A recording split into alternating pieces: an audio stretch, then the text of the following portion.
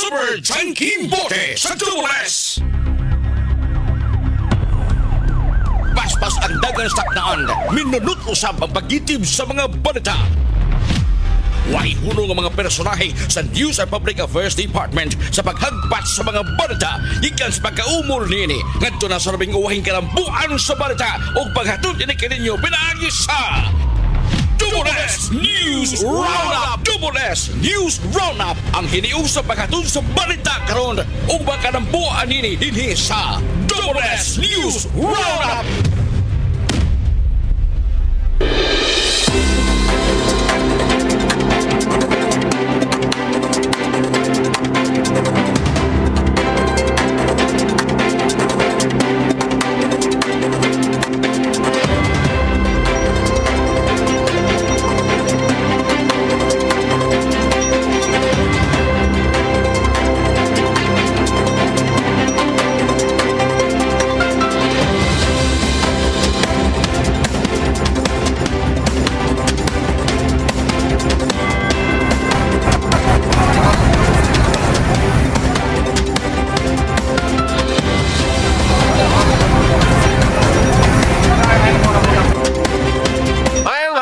Kapuso sa mga lugar nga maabot natong Sibya o sabi sa nasa mga partes Pilipinas.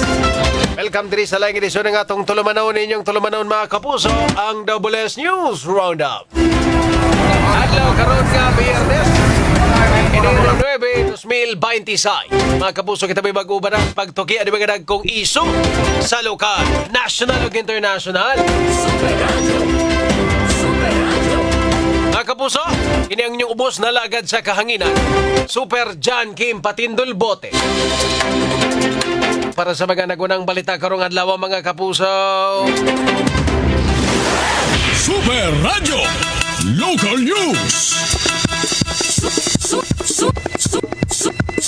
Super Radio.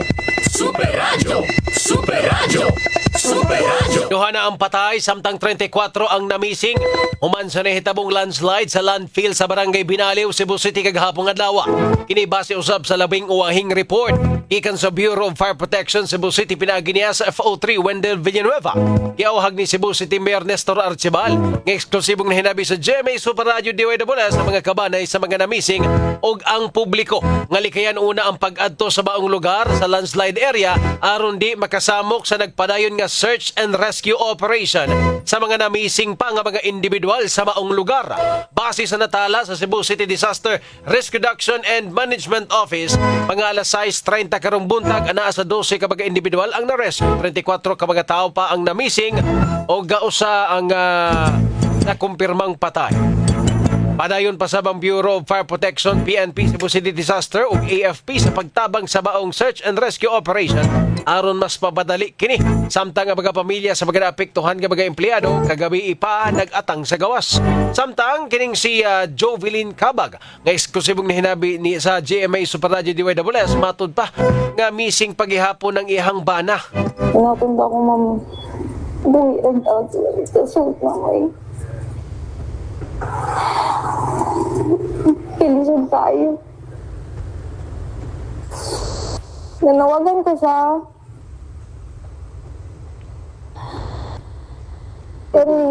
gobyerno nga uta, naitaghan utabang og rescue sa mga natrap at sa sud.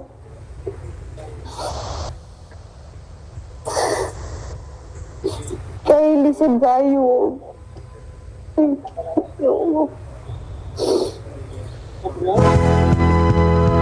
Panawagan niya sa gobyerno ug sa management na unta mapaspasan ang maong search and rescue operation ingon man mas daghan pa ang mutabang aron mas daling makuha ang uban pa nga na mga namising.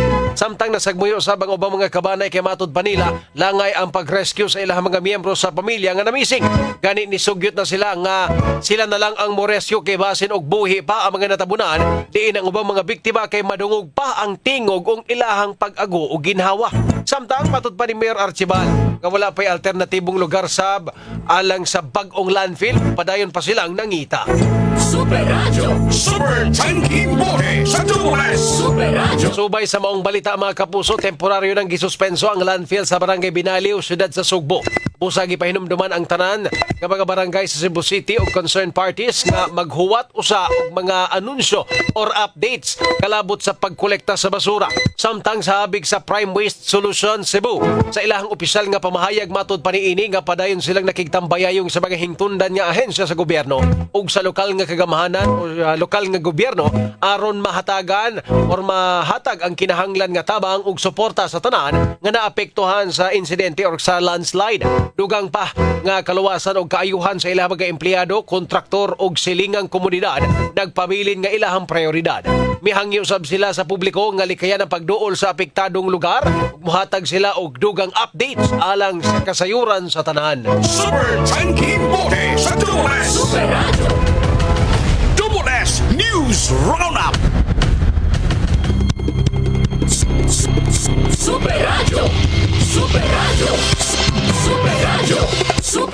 Okay mga kapuso, ito sa ba na ito magahisgotanan diri sa ito ang tulumanon sa Double S News Roundup.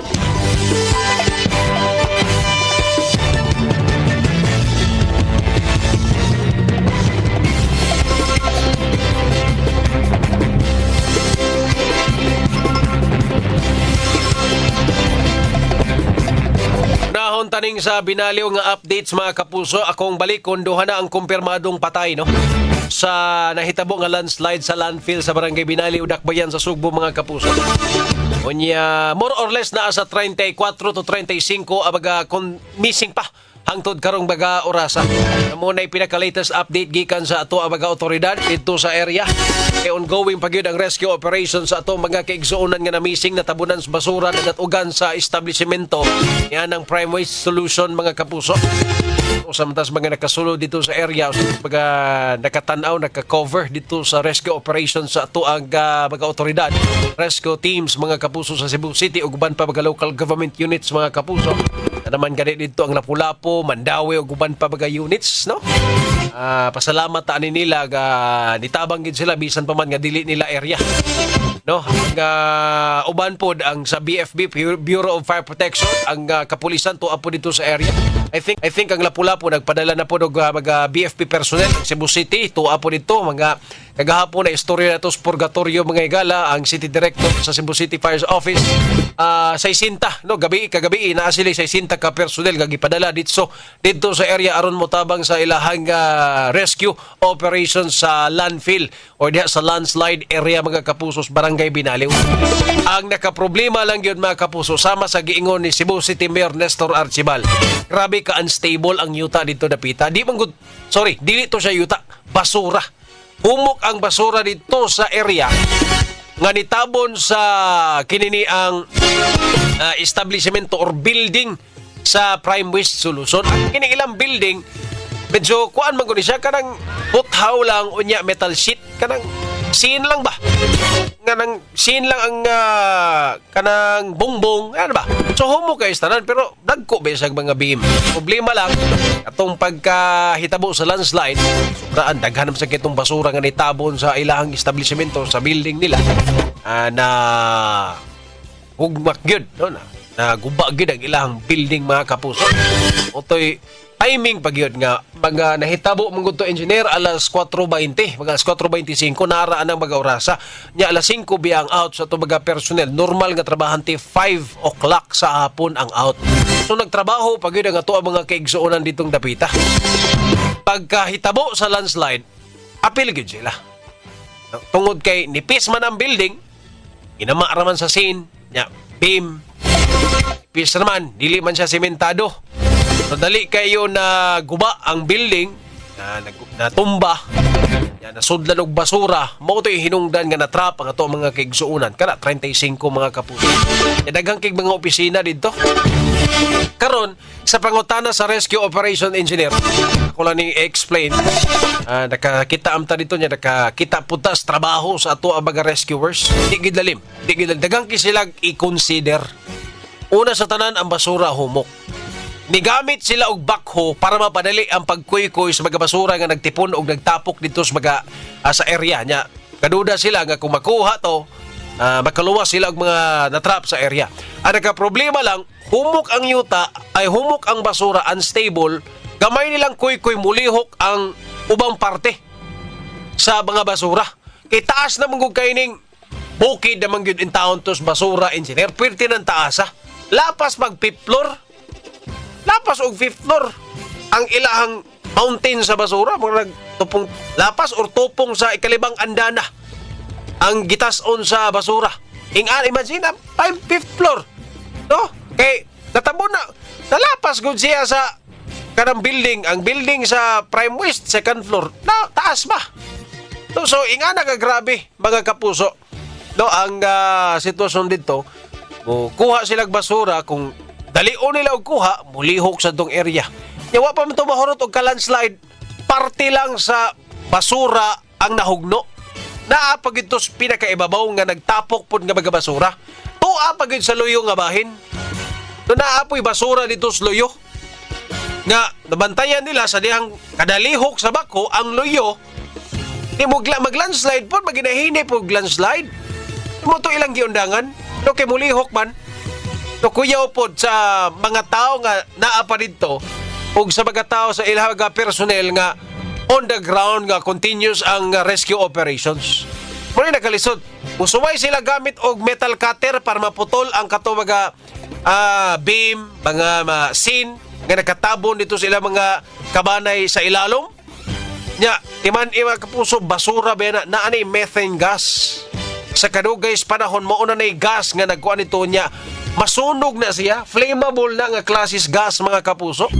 Nya, if mag-cutter ka, musiga na mag-spark. So, dili po dyan pwede. Mano-mano nga cutting ang ilahang buhaton. Dili itong pwede itong kanang cutter nga, mutuyok ng iya nga, kuan, nga, madali ra kayo makaputol og puthaw. Di pwede. Kay, musiga palang hinuon sila dito. Tinuon na. Kay, ang if, ito mga kaigsunan mga rescuers na to dito, di gid lalim ang ilang giatubang gawas sa baho, hazardous na ang lugar kay di ka magmask dito, imog yung simhuton ang baho, na malipong ka. Di ka abtag 10 minutos, aksyon nagkurog imong tuhod. Tubang juga sa basura. Kami dito pag una, may mga mask. Naluoy in town to taga-ambulansya na mo. Naapoy taga-fire ang naluoy na mo. Sir, ano mamoy mask nga pwede mabahuan. Panghatagan gid in town. Pasalamat sa mga rescuer nga nagpakabana. No? Nga bisan pa man nga dili mi rescue ho, no, nakit-an gid mi nila nga wa man ni sila magmask nga kami gani diri nga malipong naman gani di magsulob og mask nga ma-expose mi dia for 5 minutes. Action naman gani mig kalipong. Grabe dito sa lugar mga kapuso. Gidalim. So kaning 34 nga na missing mga kapuso, oras gyud ang kontra nila. No, oras ang kontra sa tubaga rescue team. No, medyo kuan lang ni kay ang basura humukman. So dili gyud ka ingon nga if matabunan kag basura engineer, arang-arang pag ka. No, baho lang nya hugaw, pero di gyud ingon nga mapiit ka dito. No, kanang maduot kag maayo unlike anang yuta ba. O yuta ga ni kad anat ugan kag yuta zero. Kato kay arang-arang to basura, ang problema lang di siya pwede basta lihokon kay naa pa may balaing basura sa ibabaw nga posible pang mahugno. Unya ang building mismo nga wa na mahitsura, posible po itong mahugno kung masayop sila lihok. Kung ito makita ninyo nagpost tas video mga kapuso social media DYWS, ang video nito makita nga ang isa sa duha ka bakho ang ilahang gibabag sa beam sa nahugmak or na lusno nga establishmento. Gibabag nila sa beam para kung magkinaunsa napay mo sagang, no? Para maluwas ang mga rescuer nga tuas ilaw. Di gidalim. Sa nis pinaka-grabe, no? Ato ang nasaksyan. Hindi man hinuon sa parehaan ng landslide nga ura-urada kuan gyud. Pero di sa madali-dali og rescue kay pwede humukas kuan basura. Hindi mo basta-basta pwede kuy-kuyon kinaapay nag-atang nga pwede matagak dito sa pikas ibabaw. Nga na ang sitwasyon dito mga kapuso. Nya ang nakapait pagid ng engineer tinuod to naay magtingog. Mangayog tabang madunggan nimo dito sa ilaw. Madunggan. Mo bitaw to mga kabanay nila nga, sir, kami na lang rescue ana sir kay mura buhi pa man eh. Nay mga yung tabang dito kagabi na madunggan pa gyud sa ato mga I don't know lang karong adlaw no? Wa naman ko kabalik dito medyo layo masagod mga kapuso pero kagabi tuam ta dito sa area. Alas 10 may mga yung tabang madunggan pa. Ang gibuhat na lang sa ato mga rescue team kay nagdala na lang intanog tubig no basin matunulan pa rito sa baka to ilong buhaton. Grabe ang sitwasyon no sa lugar. Madali pero gustuhon man sa mga rescuers kinahanglan careful po sila kay sila man say maalanganin mga kapuso. Ay, anyways, hindi pa tayo matusunahan palotson sa Pro Double S News Roundup Super Radio Reports. Super Radio.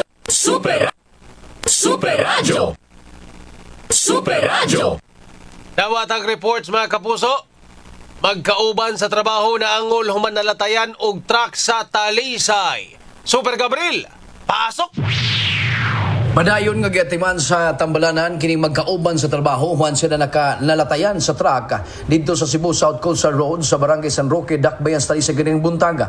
Ang nagmaneho sa motorsiklo mo si alias Eddie, hingkod ang panuigon nga taga Barangay Lawan 1 Sudad sa Talisay. Ang iyang angkas mo si alias Ivy, hingkod ang panuigon nga taga lungsod sa Mindanilla. Samtang ang driver sa canter truck mao si alias Gerson nga nagkarga og tubig. Sa investigasyon sa kapulisan nasuta nga ang truck ug ang motorsiklo parehong nagdagan paingon ngadto sa syudad sa Sugbo. Apan ang motorsiklo ni suway kini sa pag-overtake diha agi sa tuo nga bahin sa sakyanan pero nawagtangan siya sa kontrol sa manobela human kini maslide ang motorsiklo hinungdan sa ilang pagkalamba ug nalatayan sa atras nga ligid sa traka. Nabuak ang helmet sa driver sa motor ug nang gawas o ang dugo sa iyang dunggan. Ang angkas ni ining ang nagmo sa kasakit sa iyang wala nga bukton. Pulo sila gidala sa Tambalanan sa syudad sa Sugbo samtang ang driver sa truck ang gikustudiya karon sa traffic office sa Talisay. Kini si Super Gabriel Bunhok sa GMA Super Radio DYWS dapat totoo. Super Radio. Route assessment sa ASEAN Summit gipahigayon. Super Alan, pasok! Gipahigan sa route assessment sa ASEAN Summit ginubanan ni Mayor Rizal Recibalo guban pang mga stakeholders may kalambigitan nini gisiguro nga nasigutan nga ruta safety alang mismo sa mga dumudong uban pang mga bisita din sa Dakbayan dapat organisado ang ruta ug dili kini makahatag daw kung balda sa dagan sa trapiko dinhi sa Dakbayan sa Sugbo. Giklaro na Mayor Rizal pinagian ini daw rin katabang aron maandam ang tanan kinahanglan alam mismo sa ASEAN Summit dinhi mismo sa syudad. Ako tara mahayad sa Jimmy Super Radio DYWS dapat to. Super Radio. Governor Pamela Baricuatro o Colonel Dennis Pastor Masaligon nga magkaresponde dayon ang tanang mga rescue personnel sa bisan unsang katalagman human nga ilahang gianugurahan ang PDRRMO Operation Command Center. Super Lowid, pasok! Gikalipay sa mga disaster personnel Lokop, probinsya sa Sugbo kini karong panginaugurar sa bag-o nga command center ug operation center alang sa provincial disaster risk reduction or kini disaster response nga iya sa provincial capital nga nahimutang ang mao nga operation center ug command center sa barangay Apas diya sa may gruto nga area. Sumapa nga kini maoy tuyo og tumong nga diin andam ang lalabig sa Sugbo pagresponde og mga kalamidad. Sa samangkalang buwan, gipasiguro nilang Governor Pablo Cuadro ni Colonel Dennis Pastor nga ligun ang building og safety kini in kasog dunay mga disaster nga moigo dinhi sa Dakbayan og lalawigan sa Sugbo. Sa samangkalang buwan, gipasali usab ni Dr. or ni Colonel Pastor nga matupad dunay ni saktong handheld radio or radio communications lokop nasod nga mamonitor nila ang tanang mga local government units. Kini si Lloyd Suarez sa GMA Super Radio DYWS dapat totoo. Super Radio. Daghang salamat Super Gabriel Bunhok, Super Alan Mahait ug Super Lloyd Suarez sa inyong mga reports. Super Radio Weather News. Mga kapuso, alang sa update sa dagan sa panahon na pinakarong weekend. Nasa ato ang linya, Sir Mark Gales. Si Sir Joseph Merla sa Pag-asa Magta. Sir Joseph, maayong hapon. Maayong hapon usab Super Gen Team ug sa atuang mga sukintig paminaw O nito ang latest weather update para sa musunod nga 24 oras sa sa weekend. Ang wala gyapon tayo gi-monitor nga LPU Baguio Sud uduol sa atong Philippine Area of Responsibility. Ang mga weather systems nga nakaapekto sa ato ang nasod una ni kining shear line o panag-abot sa bugnaw init nga masasangin mo nakaapekto diha sa silangan nga bahin sa Southern Luzon. Ang kaduha kining amihan o northeast monsoon mo nakaapekto sa naibiling bahin diha sa Luzon. Ug ang ikatulo kining easterly so ang init nga hangin nga gikan sa silangan o dagat Pasipiko mo'y nakaapekto sa naibiling bahin sa tong nasod lakip na diri sa Kabisayaan. Mong sud sa 24 oras pinas karong weekend ang Central Visayas lakip ng probinsya sa Sugbo padayong makasinati in generally fair weather condition o may tempo sa panahon gawas ng gyapon aning mga tsansa sa mga patak-patak na mga pagulan, mga pagpanugdog ug kilat dala sa easterlies. Diri sa may Eastern Visayas area, makasinati ni in the next 3 days ani malagumon nga kalangitan, tas nga tsansa sa mga katag-katag na mga pagulan, mga pagpanugdog kilat dala usab ni sa easterlies. Mong continuous monitoring gyapon pa sa itong mga issue ng mga thunderstorm advisory sa itong social media accounts.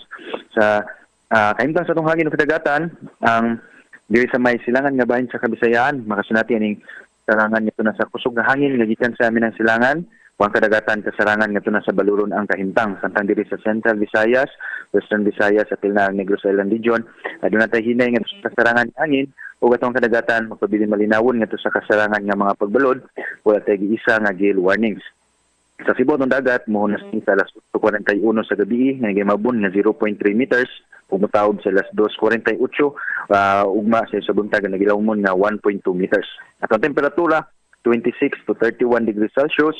Watong haring adlaw mosalop ni ani salop sa alas 5:38 sa hapon ug mosubang ugma sa alas 6:05 sa buntag. Ug matong latest din diri sa buhatan sa pag-asamakan sa SDST si Joseph Merlas. Ayong hapon. Mga kapuso, ang update sa dagan sa panahon pinagi ni Sir Joseph Merla sa Pag-asa Magtaan mo ay nagtapos sa first portion ng atong tulumanon sa Double S News Roundup. Sa di pa tayo matusunahan at Double S News Roundup. okay mga kapuso, balik na diri sa ato ang tulumanon sa Double S News Roundup. Nagyapon, inang inyong ubos na lagad sa kahanginan. Super John Kim Patindol Bote mga kapuso. Super Radio. Super Radio. Super Radio. At maglangan, arita sa ito magkahisgotanan. So mga kapuso, arinata sa ato ang sunod nga pangutana mga igala. So nahitabo ni ining Binaliw landfill mga kapuso nga landslide. Kani ay opening gani o ay opener ni sa ato ang mga kigsuonan labi na sa ato ang gobyerno. No nga murag di na gyud sustainable ang kining paghimo og landfill mga igala. Di na gyud. Sirado na ang inayawan engineer, di ba? Sirado na ang inayawan, puno na, di na magkaya. Karon ang Binaliw na landslide na mga kapusos. Kadaghan sa mga basura nga ilabay diha kada adlaw. Ya dili kaapas ang pagproseso ba? Di ba naman na sila tagtig proseso, di kaapas. So karon asa naman ta sunod ani? Daghan ang mga nisugyot nga mag WTE na lang ta. No? Something WTE, waste to energy.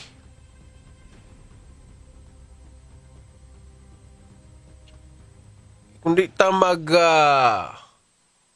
maunam gi solusyon siguro ani engineer.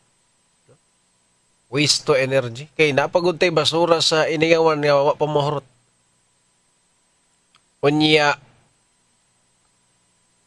ang uban pod nga kini sa Binaliw daghan pa kayo. Pila na ka toneladas basura. Ang waste to energy bali mohog na nga sunugon ang basura himuong enerhiya ba. Mong kurente niya i-supply sa bagawa tagbalay mga kapuso. So ang problema lang gyud aning waste to energy mga higala is ang pollution ni ana no ang hugaw kay magsunog man ka kung naay heat na gani aso engineer normal man na. Pero sa mga nakalabay nga pagkatuigan naa na may mga teknolohiya engineer nga ang aso or ang byproduct sa nasunog iagi og filter Ngayon makagawas siya engineer, arang-arang na. No dili na siya pareha ng itom kay nga aso di ba nagawas. Murag mo na is gibuhat sad karon sa Terma Visayas mga kapuso, ipakum sa'yo pa. Naan sila sunugo nito niya, iagi og tubig, ang aso engineer ba, iagi og tubig para inigawa sa aso, dili ka nang ma-filter siya dito. For something nga na mo akong pagsabot. No? Kay, di naman di naman kaapas ang ang kanang landfill. Napuno na kaayo. Sa kung saan nagproseso diha. No? Karon mo na ay opener na sa itong government kung sunod buhaton. Nangayan na bagid ta mag-waste to energy. Na ako'y kailang engineer dire. Mugi ang komento, di lang ka panganlan, no? Yang comment ko dire, kay dili jud sustainable ang landfill. Kalas kaayo og lugar, delikado pa jud og mga ingon ani. Dapat magtukod na jud ang syudad og incinerator plant. Incinerator, waste to energy, magkakwarta pa ang syudad. No? Daghan siguro gyud nga mga environmentalist ang mo-react ni ana. Pero kaniha, basahan ta mo sa mga lugar nga nag-una sa waste to energy nga teknolohiya. Una, sa Europe, ang Sweden, Germany, UK, France, Netherlands, unya sa Asia, Japan, China, South Korea, Thailand, dog Indonesia. Napa ko'y nadungog ani nga usa sa mga areas ang ilahang problema dito engineer. Want na sila'y basura nga sunugon para mahimong enerhiya. Natoy nalimot na kung usa nga nasod. Wa na sila'y sunugon nga basura. Ilang gibuhat? Kay kaas man kayo. Ilang gibuhat engineer? Nag-import silang basura. Hala. Naanay nasod na nalimot lang siya kung usa nga nasod. Tungod sa kagamay kay nahurot naman. Sige man siya sunog, sige energy, barato ang kurente, barato gina baga kuan ito tungod sa kuan. Ang problema nila sunod, wala sila sunugong basura. Kaya mga kuan ang ilahang nasod di naman kaapas ang basura nga mamugna sa masunog. So mas barato man if mag-angkat silang basura, mamalit silang basura sa laing nasod nya ilang sunugon. Mas magaginansya man sila ana. No? Nya tanawa ang mga nasod.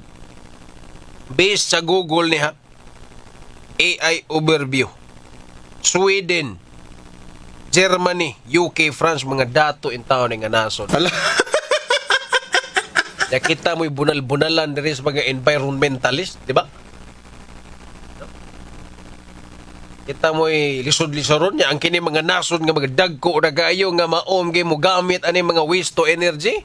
Na abadiik ang mga environmentalist. Kung magsugod tani, di man siya siguro kita mo pinakadako nga contributor ni ana mga kapuso. Diba? Mo gingon sa last, diba? Anong kita may hasul-hasulon sa mga environmentalist nga kita di ay ang pinakadako nga kanang kita di ay ang tawag na contributor sa pinakadako dili man. Third world country naman ta. Diba? Pag nag-una, pag ito mga dagko, mga nasod, mga industriya. Pero, I don't know if unsa pa'y laing problema aning waste to energy. Wala ko ka-research ani niya. Dili pod ko engineer. Akong mga kaila nga engineer po ni suggest, no? Base sa ilahang chat, mga kapuso. Pabor gyud ang waste to energy diri sa Cebu. Kaya daghan na kitag basura. Imagine na, puno na natong inaiwan. Kakadako, ana. Masunog naman ganyan siya iyaha tungod lang yun sa kadaghan sa basura. Nya, nanay mga methane gas. Masunog na iyaha. Diba? So, kaning waste to energy, sunugon ang basura, himuon og kurente. Makabarato pa tas kurente, pabor pa sa gobyerno. Unya, kung mogamit sa siguro tani, adto na tas mga pinaka-high-tech nga teknolohiya. Nga, mo filter og byproduct sa pagsunog mga kapuso. Na may mga high-tech kayo nga inigbuga ng aso, wala naman na. Vaporize na. Wala na epek sa kahangin. Naaman na yung mga ingana ron. High-tech naman ang mga technology ron. Diba kaysa ka na ron? Binaliw landfill. Tungod sa kadako sa area. Landslide, mga kapuso. Daghang kayong mga wa pa ma-rescue, duha na ang kumpirmadong nakalas. Pinaka-latest, usa ka engineer. Engineer James, 25 anyos, mga kapuso. No? Asa to? Oh, dire. Sa kalawas ni Engineer James, 25 anyos ang nakitaan alas 4 sa hapon. Ikaduha na ni mga kapuso, ang isa nga namatay dos tambalanan mga higala. Wa na matabang sa dead on arrival man na tato or na expire gud sa ospital. Tungod sa kagrabing angul nga nakuha niya sing lawas. So karon balik ta sa rescue operation. Mayon tag madali sa atong mga rescue teams, no? Kay ang pamilya and taon nga nagpaabot. Karon kay I think nagamit na pud sila balik sa backhoe pero dito sila spikas. Lisod sa gid kayo i-rescue og gabi Lisod kayo ngit-ngit. Unya karon mas maayo ron kay hayag-hayag. Makakita sila sa mga posibleng areas nga pwede nilang sugdan og kaut, mga kapuso. Problema lang yun unstable pa ang lugar. Di pwede mo gamit og cutter, so kinahanglan nga kuton gyud tanan ang dito sa area. Habwaon gyud to para makuha ang lawas or ang mga natrap, mga na-missing. Hangtod karon mga oras I think 34 or 35 or 36 ni ka mga kuan. Oo. Matod pang sir, di gin madali sir. Mo gini akong gina-explain sir kay pagkabasam ko social media sir nga ngano kunong langan, ngano kunong ingani ngan. Amo sa di ako explanation nga di gyud madali. Siguro sao na nimo og kuan dia imong kontra mismo ang basura. Humo kaayo. Dali mo i-road, dali matandog, nya napay gapundok nga basura sa ibabaw. Magkinaon sa matandog na nimo ang mga critical areas dama. Landslide na po nagbalik na simbak ko. Nya napay structure nga unstable pod engineer. Nga dili pod pwede nimo basta-basta tandogon kay pwede pod siyang mo matumba anytime. Kung bitaw tong naay bakho nga gibabaga na lang tong beam sa struktura kay pardi matumba or unsa ba na diha. Pero di gid lalim ang gibuhat karon sa atong mga rescue teams.